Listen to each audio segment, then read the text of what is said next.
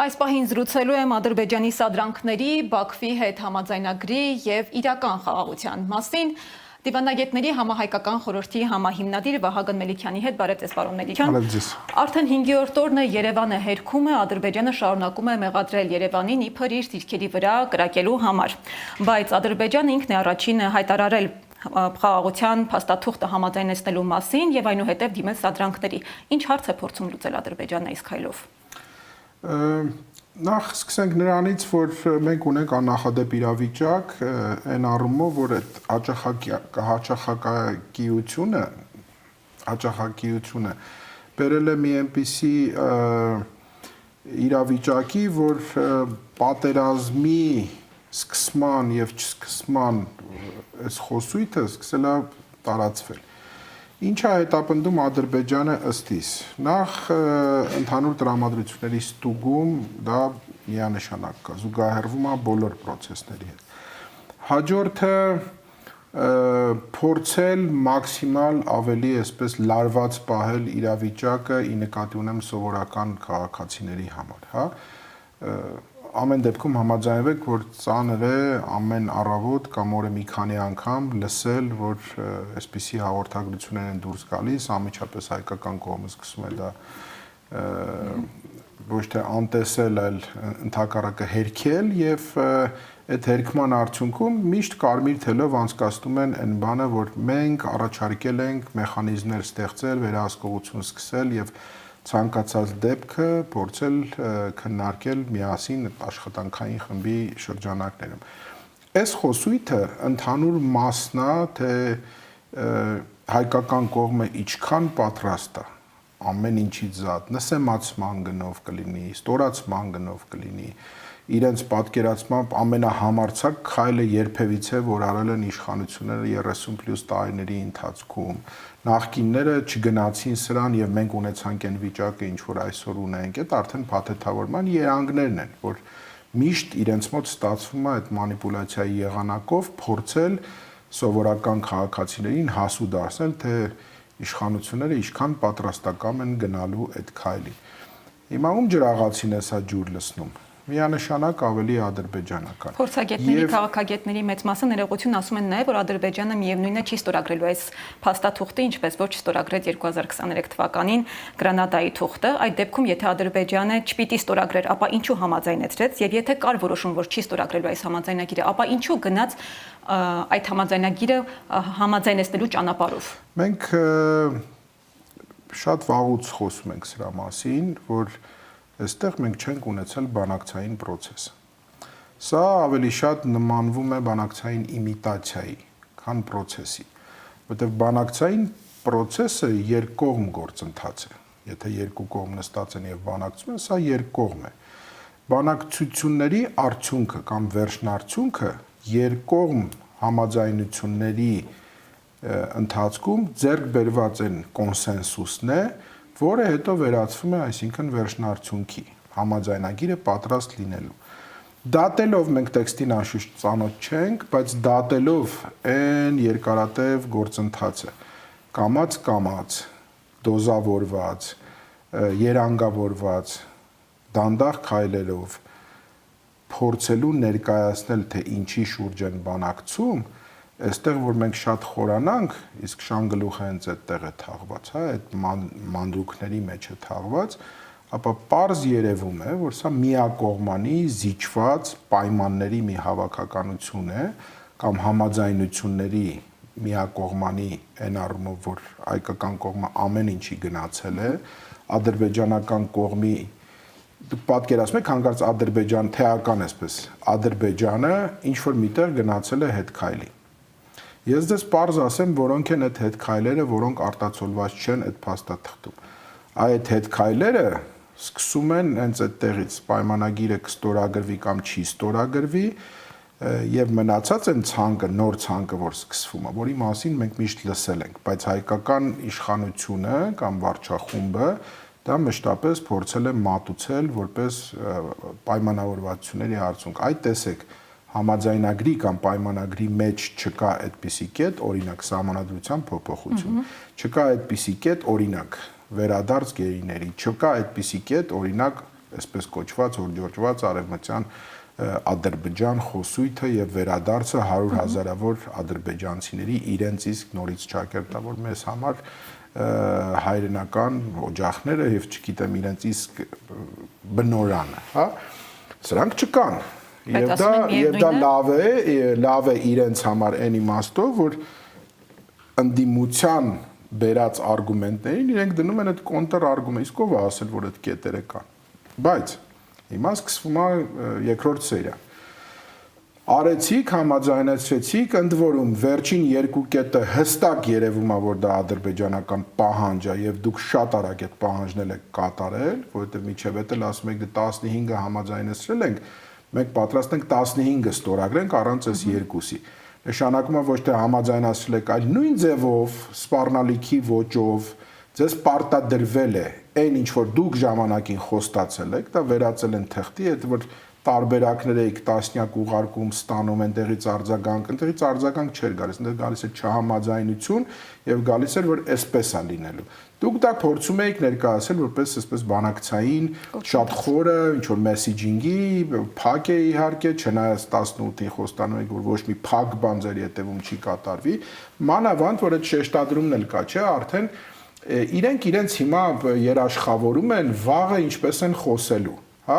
իրենք ասում են, բայց ոչ մի գաղտնի բան չկա, մենք դրա մասին անընդհատ ենք խոսել, անընդհատ ենք ասել եւ այլն, բայց գաղտնի խնդիրը չի այլևս այդտեղ։ Այդ տեքստն էլ այդքան հետաքրքիր չի, որովհետեւ տեքստը արդեն պարզից էլ պարզ է։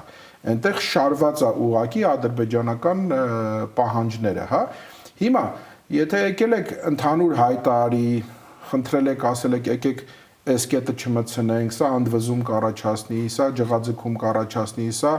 կարող է ուղղակիորեն մի հատ այնց պայթյուն առաջ բերի, որ մենք դրա դիմացը չկա եւ այլն եւ այլն։ Եկեք սրա համար, բայց մենք անշուշտ իհարկե դուք ասել եք, մենք պետք է անենք։ Հիմա Ալիևը այս թուղթը վերցրել, դրել է աջ գրպանը, ձախ գրպանից հանել է մյուս ցուցակը, որը տեղ չի գտել այստեղ, եւ ասում է, Բայց սրանք դուք պիտի կատարեք, որպեսզի ես գնամ այս քայլին, դուք խոստացել եք, դուք ասել եք, իսկ ինչու է ինքը ճիշտ, ես այնքան ցավով եմ նշում, որ Ալիևը այս պարագայում ճիշտ է, որովհետև երբ որ ինքը այս հարցերը բարձրանում էր տարբեր հաճախակիությամբ եւ պարբերականությամբ, տարբեր մայրաքաղաքներում, տարբեր ֆորումներում, տարբեր ասուլիսներում, տարբեր մեկնաբանություններում, get մեկ դեպք չեք հիշի, որին հակադարձել են հայկական իշխանությունները։ Հակադարձությունը այնպես չի, որ դե մենք համաձայն չենք, հակադարձությունը լինում է շատ կոշտ։ Եթե դուք այս նախապայմանների լեզվով եք խոսելու, ապա կանգնեցնում ենք մենք գործընթացը եւ երբ որ կստեղծվի այդ մթնոլորտը, որտեղ մենք կարող ենք նորմալ խոսել, այդ ժամանակ մենք կշարունակենք կամ Այսա արդեն նորություն էր մեզ համար, սա շոկ էր մեզ համար, սա առաջին անգամ էր, այսիշ նոր պահանջներ եք բերել, մենք դրա մասին չենք խոսել ընդհանրապես, եւ այլն, հասկանում եք։ Հիմա այս ամեն ինչը, որ ընդհանուր փաթեթավորման հանրագումարի եթե բերեք, պարզ է Ալիևի նմանատիպ կեցվածքը կապված նույն կեղծ հաղորդագրությունների հետ, սա տարածական իմաստով վախը ավելի, այսպես միշտ լարված պահելն է, հա, որ մարդիկ Բայց նույնիսկ այդ դեպքում վարչապետն ու տրանսպորտում, տներում, անջան, խոսում են, որ հիմա լինելու է, ապա ոնց որ պատերազմի է տանում է սա։ Բայց նույնիսկ այդ դեպքում եւ անվտանգության խորհրդի քարտուղարը եւ արտգործնախարարը եւ Նիկոլ Փաշինյանը ասում են միևնույնն է, մենք հենց այսօր պատրաստ ենք այդ փաստաթղթի տակ ստորագրել։ Կապ չունի, որ դուք անընդհատ մեզ մեղադրում եք։ Այս իշխանությունները նաև պատմության գիրկն են անցնելու իրանց նախադեպային տարբեր դիրքորոշումներով։ Ես չեմ հիշում պատմության մեջ գետ մեկ դեպք, երբ որ լինի բանակցություններ։ Ընդ որում խոսքը գնում է տարիների բանակցությունների մասին։ Եվ այդ բանակցությունները պարբերաբար եղել են նաև տարբեր միջնորդների ներկայությամբ, խոսքս եւ Միացյալ Նահանգների մասին է, եւ Ռուսաստանի մասին է, եւ եվրոպական շրջանակների մասին է, հա, որ կան ինչ որ համաձայնությունների լուրջ մարդիկ են առաջին հայացքից, չէ, եւ process-ը լուրջ է, որովհետեւ դրան ներգրավված է եղել եւ լուրջ ձևով ներգրավված է եղել միջազգային հանրությունը, որ կան ինչ որ մի կետի համաձայնեցման ու հիմա այսպես ընկածի ու ստորացվածի կարգավիճակով ընկնեն ադրբեջանցիների հետևից, որ խնդրում ենք էլի այս պաղատում ենք ձեզ վերջի ինչ անենք, էլ ինչ անենք, որ եկեք ստորագրենք, լավ, դուք չեք ստորագրում, բերեք այդ թուղթը մենք ստորագրենք, թող աշխարհը իմանա, որ Մենք ինչքան պատրաստ, ինչքան մենք խաղաղություն ենք ուզում, այդ ում դաշտն եք, այսինքն դա ջուր լցնում։ Դուք ուզում եք ասեք, որ ձեզ ընդդիմադիր կեցվածքով մարդիկ, հա, չանդրադառնամ այդ ընդդիմություն ասվածին, ինչա ձեզ թվում, որ այդ մարդիկ տենց բան են, անասնական ինչ որ բան ունեն եւ ուզում են, որ անպայման պատերազմ լինի։ Ոչ, ալտերնատը ոչ թե պատերազմն է, այլ ալտերնատը արժանապատիվ խաղաղությունն է։ Սրանք տարբեր բաներ են։ Ոչ նվաստացուցիչ պայմաններն են, ինչին դուք բերել եք, ինչու, որովհետեւ ամեն անգամ գլուխներդ կախ համաձայնվել եք հերթական պահանջին։ Եվ այդ պահանջների շարքն էլ դեռ չի վերջանում, ասում են, Աստված գիտի, այս պահանջներն էլ եթե կատարեք, վաղը ինչ նոր պահանջներ են բերվելու, որովհետև նպատակը մեկն է, մաքրել ընդհանրապես այս տարածքը Հայաստան կոչվածից։ Երբեք առաջիկա հարյուրավոր տարիների ընթացքում որ ծպտուն անգամ չհանեն, որովհետև այսպիսի նվեր են ստացել ադրբեջանա-թուրքական տանդեմ կասեք, ադրբեջանական կողմ կասեք, ինչ ուզում եք ասեք, հա։ Հիմա այդ որ այդքան ասում են դե տեսեք, մենք մեզ մնացել է մենակ թող գան տեղն ու ժամը եւ այլն որոշենք։ Դա բանը շատ մանկական է հնչում, ինչի, որովհետեւ երբ որ արդեն որոշում եք, այդ ժամանակ արդեն որոշում է տեղն ու ժամը։ Դա լինում է համատեղ ձևով, որը խայտարակ ձևով բան է եղել, աղավաղվել է։ Եթե դուք պայմանավորվել եք, դա լինում է համատեղ, երկու մայրաքաղաքները պայմանավորվում են հստակ ժամ, այդ նույն ժամին զուգահեռ սինխրոնիզացված դուրս է գալիս հայտարարությունը։ Այսօր մենք համաձայնեցինք վերջապես տարիների այդ բլաբլաներն է եւ վերջում առաջիկայում արդեն կվերջնականացվեն տեղը, ժամը եւ այլ։ Միանգամից, նայեք, միանգամից նախ Ադրբեջանը, եթե իրենց հավատանք, Ադրբեջանը խախտեց առաջինը առաջ ընկավ, հետո իրենք փորձեցին դա ցույց տալ, բայց պայմանավորվել էին, չէ, ես ինչի սենց առաջ ընկակ, դե լավ եկեք մենք էլ ձեր հետ այդ հայտարարությունը անենք։ Հետո այդ տեղ ու ժամը հենց բարձրացավ։ Մի անգամից Ադրբեջանից հնչեց, որ շատ վաղ է խոսել տեղ ու ժամի մասին։ Հիմա եթե իրականությունը ճիշտ է եւ հենց այդպես է, ձեզ գցել են ուղակի, կներեք իհարկե այս բառի համար, դուք գցված եք։ Հիմա այդ գցված վիճակում ձեզ պիտի սկսեք պատեպատ տալ։ Ամբողջ աշխարհին էլի աղերսեք, ծնկաչոք խնդրեք, որ եկեք մեր կողքը կանգնեք, այլ մենք այսպեսին ցես պուպուշ ենք եղել, մենք գնացել ենք այս խաղաղությանը եւ գնացել ենք շատ ծանր ձևով, որովհետեւ մեծ համարձակություն է պետք, հա, իր ուսին խփել են, թուշիկները քաշել են, որ այս ինչ տղա ես դու եղել, էլի խրախուսել են, այդ դու խիզախն ես, այն հերոսն ես, որ ի վերուստ իջել է եւ ինքը գնում է այս քայլին մեծ ցավագին զիջելով, կորուստներով եւ այլն, հա։ Հիմա եկեք իմ կողքը կանգնեք, որովհետեւ ես չլինեմ, կլինի պատերազմ։ Իսկ սա ինչով է պայմանավորված։ Սա պայմանավորված է, որ օրվա իշխանությունը գահավիժային այսպես սանդղակով կորցնում է իր այլևս երբեմնի այդ ունեցած ռեյտինգ կոչեցյալը։ Նույնիսկ այն շրջանակները, ովքեր տենց փրփուրը բերաններին պաշտպանել են իրանց, արդեն սկսել են հակառակ որոշակի հայտարարություններ կամ լռել։ Այդ նեղանումը այդ պաշտպանողների, իրեն պաշտպանում սատելիտների շրջանակը եւ այս ամեն ինչ իրենք չեն կարող չտեսնել։ Դրա համար իրենց անդրաժեշտ է թուղթ կներեք այս խոսքի համար բարատ Չեմբերլենի բանն է, էլի այդ թուղթը թափահարելն է, որ ես խաղաղություն բերեցի, դուք ոչ մի բան չեք բերում, դուք շատ ավելի սադրել եք իրավիճակը, էլ չասեմ այդ նոնսենսը, որ կատարվեց պաշտպանության նախարարության հետ կապված, որ ես հանձնարարական եմ տվել պաշտպանության նախարարությանը չկրակել։ Մնացած այդ տակը դնելը, եթե հարձակում լինի, Հայաստանը անպայման կդիրքավորվի եւ կպաշտպանվի, Էդ էլ մի հատ ուրիշ օպերա լինելու, որ դե մենք ոնց պաշտպանվենք, ոնց դիրքավորվենք, մենք մեր երեխեքին զոհասեղանի առաջ չենք դնել։ Հիմա սա է։ Բայց նույն դա հայտարարելու ժամանակ այսօր անվտանգության խորհրդի քարտուղարն ասում էր, նաև շնորհակալ են Եվրամիության դիտորդներին, որ ապացուցեցին, որ մեր խոսքը, որ Երևանը չի կրակել, բայց նույն այդ համաձայնագրի կետերից մեկով, այս վերջին երկու կետերից մեկով համաձայնել են Եվրամիության դիտորդներին հեռացնել սահմանից։ Այս դեպքում հակասություն չկա, մեկ շնորհակալություն են հայտնում, որ իրենց շնորհիվ ապացուցվում է Հայաստանի խոսքը, մյուս կողմից համաձայնել են հեռացնել այդ նույն դիտորդներին։ Միանշանակ մեծ հակասություն կա եւ կա նաեւ երրորդ հակասությունը, հա, որ Հիմա էլի նետերը ուղում են ընդդիմադիր դաշտ, ասելով որ բա դուք եք ասում այդ եվրոդիտորտերը բլոկնոտով, պենսներով եւ չգիտեմ թուղթ ու գրիչով հերադիտակով ոչ են պաշտպանելու սահմանները։ Հիմա դուք եք տենց ձայն բարձրացրել, բա ոնց եք ուղարկում, եթե այդ մարդիկ ասա վարպետ են այս իմաստով գլխիվայր ամեն ինչը շուռ տալու, փորձելու հակառակ 180 աստիճանով ապացուցելու այն ինչի մեջ հենց իրենք են։ Այս բաներում իրանք բանա, ասենց ասենք, վարպետած դասեր կարող են։ Պարոն Մելիքյան, դեպի այսօր Երևանում էր ՆԱՏՕ նախկին գլխավոր քարտուղարը, որը Երևանում ասուլիսի ընթացքում Ադրբեջանին կոչ է արել անհապաղ ստորագրել համաձայնագիրը, մեջբերում եմ խոսքը, այն խնդիրները, որոնք լուծված չէին, հիմա լուծված են Հայաստանի կողմից, հիմա գնդակն Ադրբեջանի դաշտում է, հետևաբար վերջինս պետք է շուտապույտ ստորագրի այն։ Բայց հետաքրքիր է, որ այնուհետև ասել է, թե մեծ է հավանականությունը, որ Ադրբեջանը այս փուլում չի կարողանա ստորագրել այդ փաստաթուղթը, որովհետև պետք է այդ դեռ Երևանը սահմանադրությունը փոխի, իսկ դրա համար երկար ժամանակ է պետք։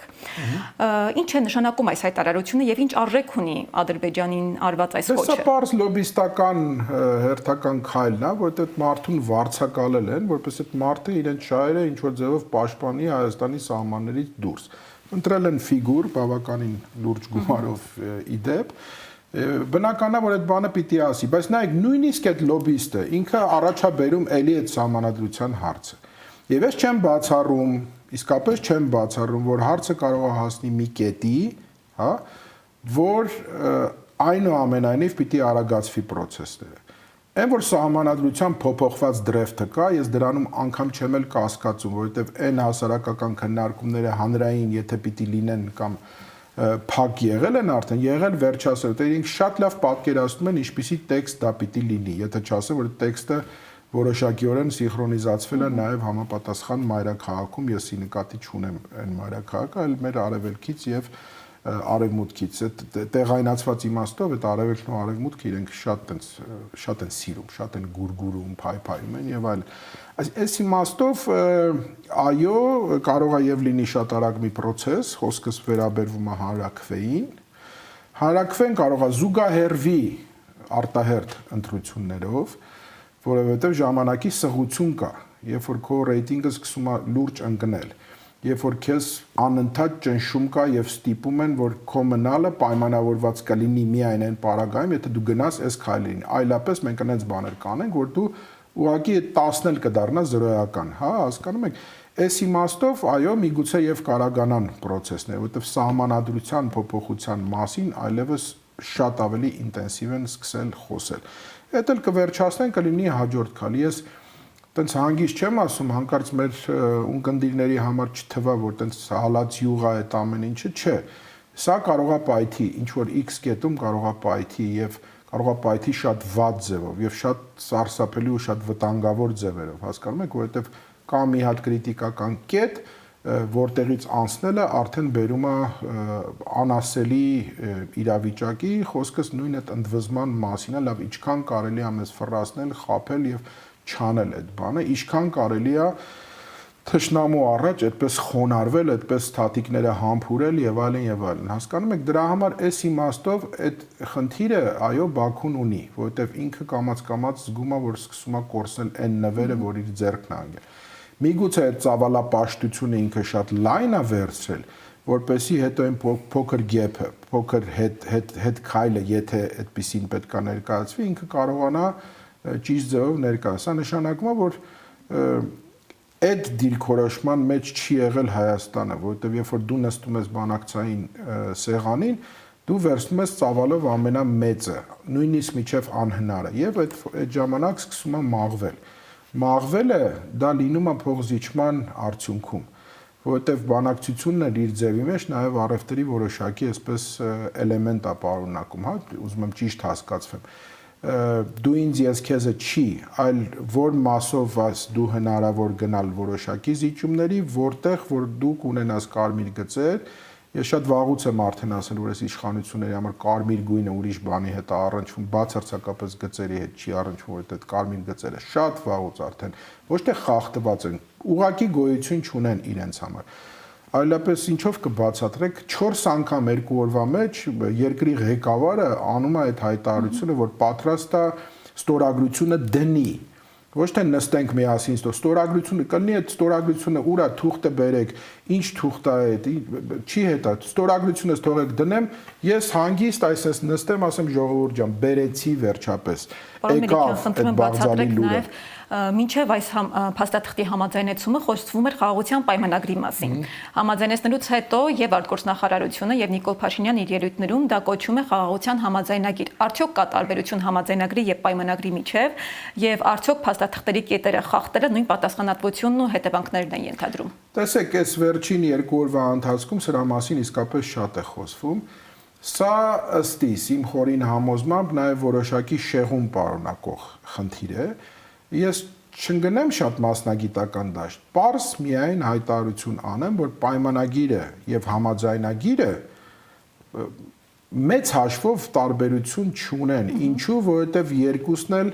ես պիտի հիմա միջազգային տերմին օգտագործեմ, երկուսն էլ legally binding են, այսինքն նշանակում օրենքով պարտադիր կիրարկման ուժ ունեն։ Պարզապես հետեւյալն է, որ պայմանագիրը ինքնին համաձայնությունների արդյունք է, եւ պայմանագրի կողմերը արդեն իրենք պարտավոր են այդ բանը անել, համաձայնագիրի մեջ կա որոշակի այսպիսի էլեմենտ կապված համաձայնագրի մեջ նշվում է թե իր ընթացակարգերը հաջորդ ինչպիսին պետք է լինեն, որպեսզի համաձայնագիրը մտնի ուժի մեջ։ Չգիտեմ որքանով կարողացա ճիշտ բացատրեմ, բայց եթե վերանանք այդ տակի այդ լցված բացատրություններից, պայմանագիրը եւ համաձայնագիրը երկուսն էլ միջազգային, միջպետական, միջկառավարական փաստաթղթեր են, որոնք այսպես թե այնպես օրենքի ուժ են ստանա, օրինական ուժ են, իրավական ուժ են ստանալու եւ պարտադիր են կատարման համար։ Հիմա մեկը փոքր, մեկը ավել, բան չի, բայց մի բան եմ ուզում ասել, քանի որ այս իշխանությունները ամեն ինչի ունակ են, այդ ֆռացնելու իմաստովի նկատի ունեմ, ինքը բացարձակապես գիտականի, տեսականի, քաղաքագիտականի հետ կապ չունի։ Միայն բառային իմաստով, իմաստային իմաստով չիմացող մարդու ուղեղի մեջ կարող է փոփոխություն մտցնի։ Տեսեք, պայմանագիր, արմատը պայման, համաձայնագիր, արմատը համաձայնություն, համաձայնվել, հա։ Հիմա տեսեք, պայմանը մի քիչ բան է, ծագում է, այն իմաստով, որ այստեղ կարող լինի մտածել, որ պայմաններ են դրել, մենք էլ գնացել ենք այդ համաձայնության։ Համաձայնությունը արդեն ենթադրում որ մենք երկուսով ենք եկել համաձայնվել, ասում եմ, ասես մի հատ փոքր բան կա, որ ես չեմ, որտեղ իրենք ամեն ինչի ունակ են, վաղը կարող է դա էլ դնեն, պետք է տեսնեն, հակագիտական է ինքը իրականում, բայց լրիվ կարող է աշխատել։ Այս իշխանությունների ժամանակակարճը խնդրում եմ նաև ներկայացնեք, որն է իրական խաղաղության հասնելու ճանապարհը մեր դեպքում կամ գինը։ Նախ իրական խաղաղության հասնելու ճանապարհը մեկն է, ազատվել այս օրվա խայտարակ իրավիճակից, որ բերել են իշխանությունները։ Ես վաղուց եմ դրա մասին ասել, բանակցողը շատ վաղուց պիտի փոխվեր, շատ վաղուց պիտի լիներ ուրիշ դեմքով։ Հաջորդը, բանակցության համար անհրաժեշտ է մթնոլորտ։ Այդ մթնոլորտը ի սկզբանե այս իշխանությունները չեն ստացել։ Իրենք մտել են բանակցային սենյակ արդեն զիջողական կեցվածքով։ Իրենք չեն ունեցել պահեստային տարբերակներ։ Իրենց այսպես կոչված դիվանագիտությունը, որ զրոյական մակարդակի է, չի ունեցել զինանոց, չի ունեցել պլան B, պլան C, ինքը չի ուսումնասիրված եղել, թե ինչ են անելու, եթե դիմացները այսպիսի բաներ դրվեն։ Իրանք հակոտնյա որևէ բան դիմացը չեն դրել, իրանք անընդհատ հետ քայլեր են արել, նրանք էլ անընդհատ մեծ քայլերով եկել են առաջ։ Իրական խաղաղությունը այո հնարավոր է, շատ ծանր, շատ դժվարին, բայց հնարավոր է, երբ որ դու նստում ես բանակցային սեղան, ստանում ես այդ կառուցողական մթնոլորտը, ընդունում ես, որ այո, պետք է գնալ բանակցությունների միանշանակ, որովհետև իրավիճակն է։ Պարզ է, չէ, որ որևէ բանական մարդ չի կարող այսօր ասի, որ եթե ինչ-որ իշխանությունը հանկարծ հրաշքով կամ տա աստված օր առաջ փոխվի, ապա մեկը գալու է եւ միանգամից պատերազմ է հայտարարելու։ Ոչ եւ երիցս ոչ, այս բանակցային գործընթացը կշարունակվի միանշանակ, բայց ուրիշ գործիքակազմով, ուրիշ մոտեցումով, իսկական դիվանագիտությամբ, իսկական աշխատանքով եւ իսկական մղումով դրա հնարավորությունը կա, որը իշխանությունները եթե ունեին կորցրել են, բայց իրանք ի բնե ի սկզբանե գնացել են հենց այդ ծրագրավորված քայլով, որպեսզի բերեն հասցնեն այսօրվան եւ հերթական անգամ, եթե այդպես էլ չի, հերթական անգամ իրենք սարքել են այդ ծուղակը եւ հերթական անգամ էլի եկել են հիմա արդեն ամբողջ մարմնով ընկել են այդ ծուղակի մեջ, եթե առաջ ոտք ու ձեռք էր, հիմա ամբողջ մարմնով ընկել են այդ թակարդի մեջ եւ այդ թակարդից դուրս գալը շատ ծանր է լինելու իրենց համար։ Շնորհակալ եմ։ Ես եմ շնորհակալ։ Հիշեցնեմ, որ զրուցում էի դիվանագետների համահայկական խորհրդի համահիմնադիր Վահագն Մելիքյանի հետ։ Իսկ արդյոք աշխարհում երբևէ որևէ պայմանագիր բերել է խաղաղություն։ Արդյոք այդ թղթի կտորը իզորու է մոռացնել տասնամյակների թշնամանքը։ Աշխարհի փորձը ուսումնասիրելով ABC մեդիան առանձնացրել է 3 օրինակ, որտեղ խաղաղություն բերող թղթի կտորը դարձել է չավարտվող պատերազմի եւ կապիտուլյացիայի պատճառ։ Այս պատմությունների բոլոր հերոսները պայքարում էին խաղաղության համար, բայց ամեն ինչ զիջելու գնով խաղաղությունն ունեցել է ավելի արյունալի ու ցավոտ հետևանք։